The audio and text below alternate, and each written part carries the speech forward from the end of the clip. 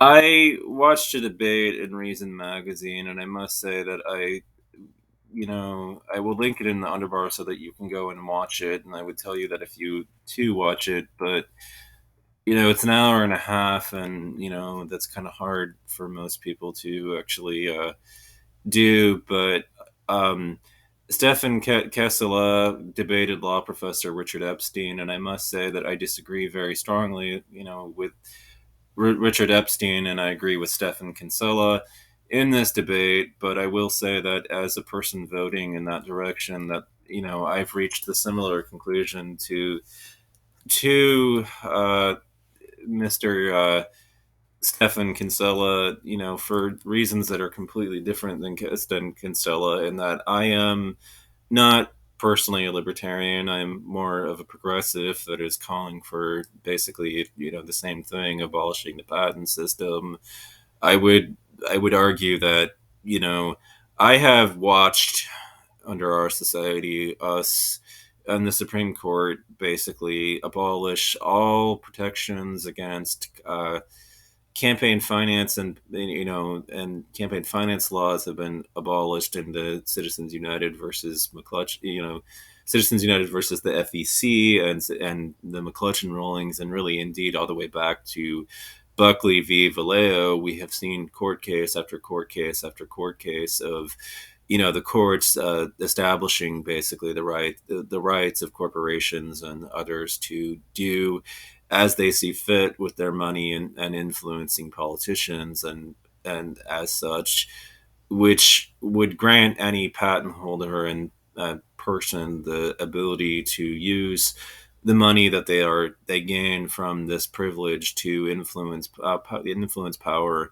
And indeed, the history of this has not been particularly telling to Mr. Epstein's side of the debate at all. And in fact, it is not all that radical to call for abolition, to be honest with you, as he characterized it. The truth of the matter is that patent holders used and abused the privileges that they were granted to lobby and agitate and hire lobbyists and everything to lobby politicians, wine and dine, and peddle influence in Washington, D.C. towards stronger patent protection. And you had a system that used to have shorter term patents, but it has become a system that grants longer term patents, because that is what the patent holders lobbied for.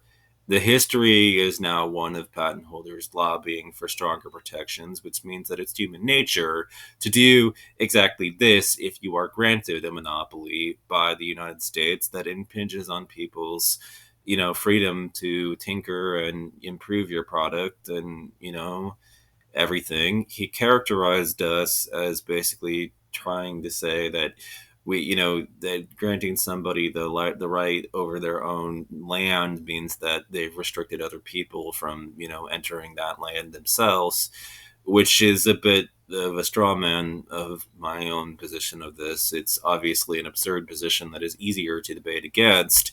It's a bad characterization of our argument. So my argument is that reform, like the kinds that Mr. Epstein in favor, are not possible under the current system, because what will happen inevitably is that if you reform the system and fix it, the patent holders will basically lobby and agitate in order to rip the band-aid off and break the system all over again, because they like it in its present and broken state.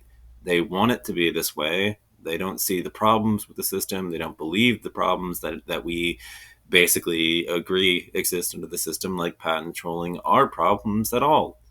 They believe that any efforts at all are a solution in search of a problem that does not exist at all.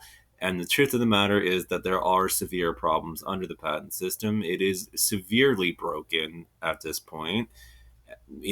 Reforms are doomed on the basis that they work against the interest of patent holders, and patent holders have deep pockets. They buy influence. The United States has few to no laws against doing this. In fact, that the Supreme Court has not overturned.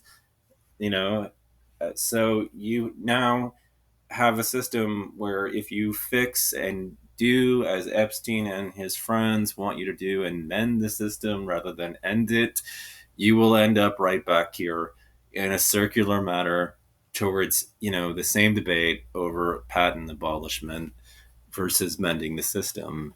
The system is so broken, and the fact of the matter is that the campaign finance laws that now no longer exist in the United States guarantee that you will end up, and that if you do reform the system, you will end up right back where you started.